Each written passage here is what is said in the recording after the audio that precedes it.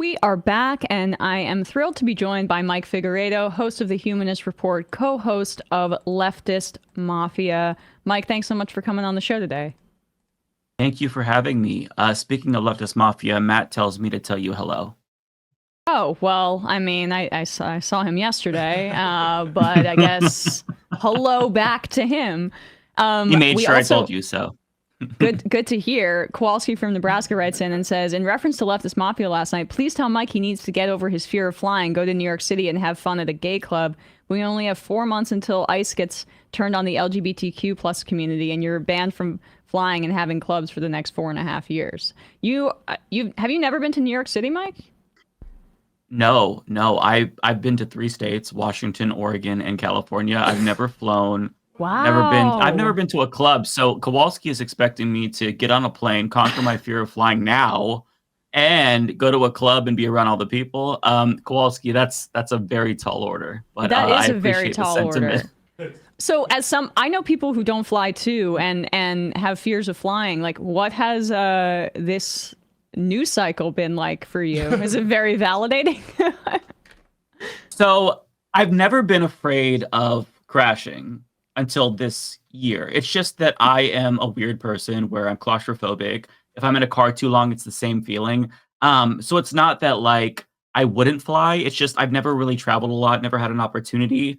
And I feel like I would probably freak out, but after a couple of hours, I'd be fine in a plane. It's just a matter of like, okay, do I need to fly? Can I drive instead? Can I take a train? No, because those derail in the United States and there's not a lot of them. It's just a lot. But yeah, if the opportunity presents, I would love to come to New York. All right. Well, maybe someday. But it is just incredible to see, like, I don't know. I think that the Democrats should be making more of like the plane crashes. I know that they probably think it's untoward, but the Republicans did a whole political movement based on people's fear of needles, and now we have RFK Jr. as Health and Human Services Secretary, who's canceling meetings about vaccines that are supposedly routine, as we have one of the worst flu seasons in quite a while. They've taken down the advertising for basically the CDC has, I think, directed under RFK's direction to stop advertising for flu vaccines during this period. And we have measles outbreak. An outbreak in West Texas that's getting worse and spreading into New Mexico. I mean, it's just crazy how rapidly the world is responding, or the country is responding, not in a good way to these cuts. Like, you just see how important government is. Within 1 month, Trump got inaugurated a month ago, and it's already like this. It hit you fast, and to see how they fired people who were working on bird flu, I think it was at the CDC or maybe the NIH, I'm not sure.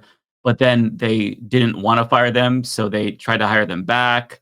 And then you have them at these different agencies where they're firing people at the nuclear agency, NNSA, and then they couldn't hire them back because they didn't update their contact information and their government email was disabled, so they had no way of reaching them. It's just such a cluster F that I can't help but laugh, but at the same time, I don't want to laugh because it's so serious. There's a lot going on. And on the subject of RFK, before he ran for president, I'm sure you all talked about this at some point on your show, he talked about placing people on SSRIs into labor camps. He calls them wellness centers. And then one of the first things he did when he was confirmed as health secretary was he signed an order to reassess the prominence and abuse of SSRIs. So on the subject of like me getting on a plane, if they take away my SSRIs, it's going to be a lot longer before I'm able to function and do something like that. Well, this has been kind of a crank thing for a while. This came up yesterday, but if you remember, Tom Cruise got into that weird argument with Matt Lauer on the Today Show over it, criticizing the usage of SSRIs and how it just keeps you clouded. Like there's a fear, I think, of healthcare that is exploited by this movement. We've talked about this before.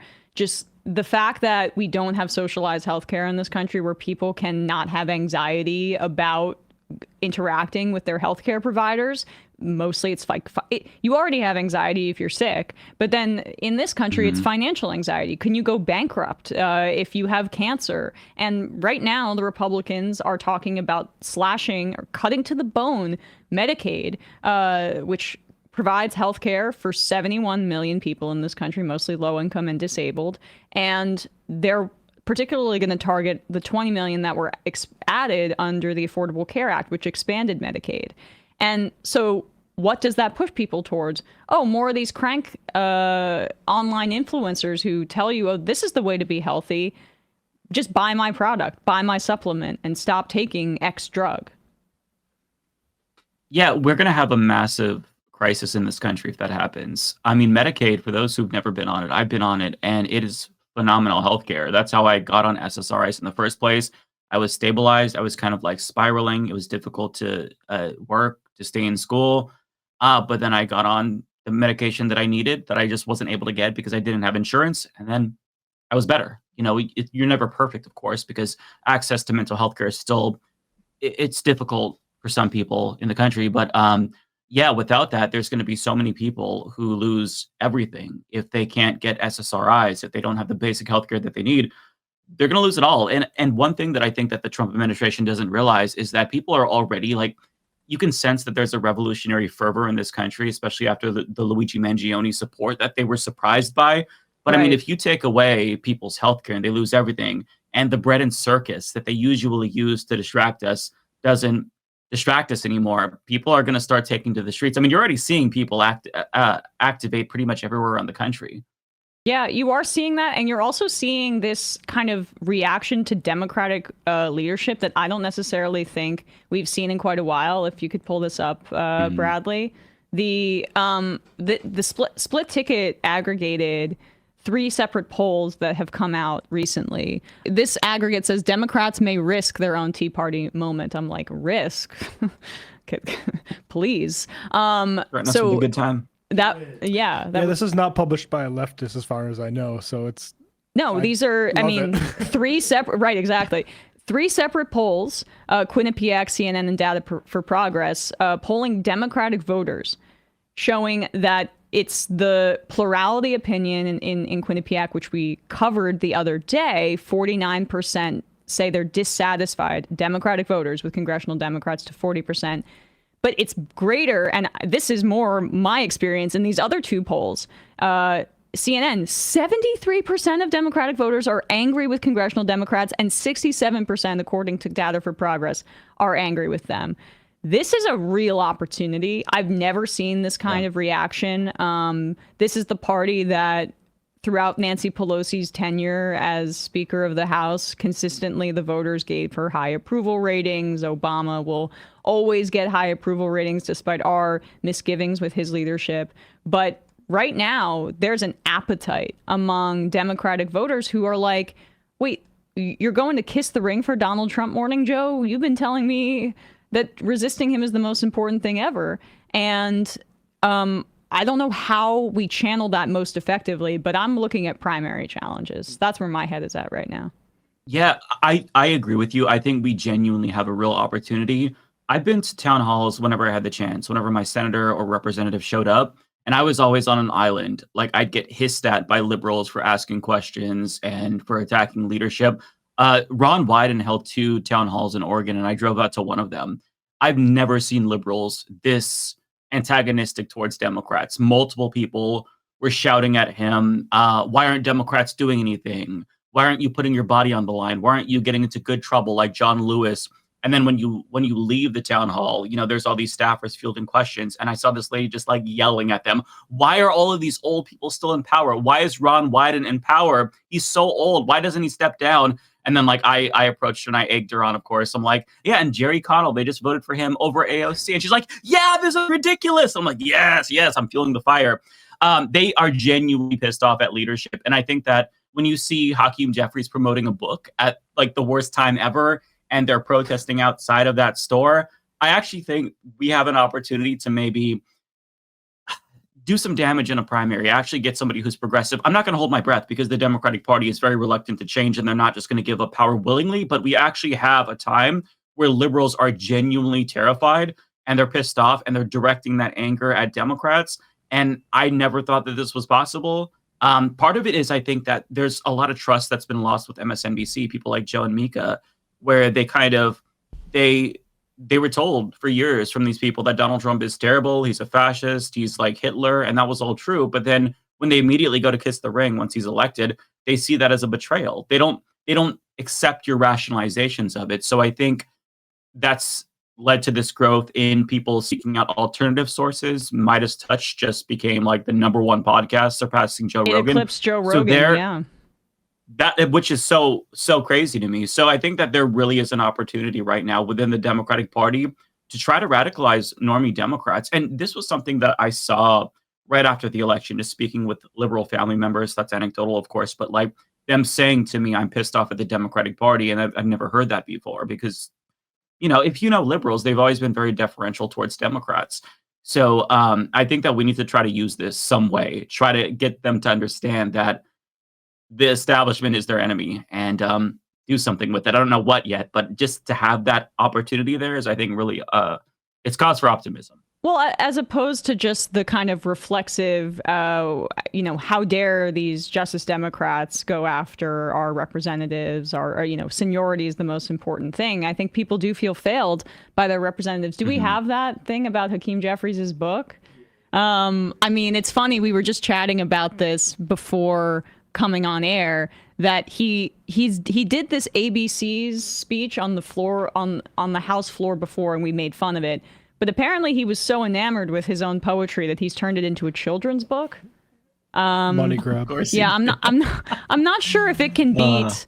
I'm not sure if it can beat our FBI director's children's book, The Plot Against the King. You have it. Oh, we do. A viewer sent it to us. I'm so jealous. Yeah, it's great. Kash Patel makes himself one of the main characters, and he's the wizard that's always by Donald Trump's side.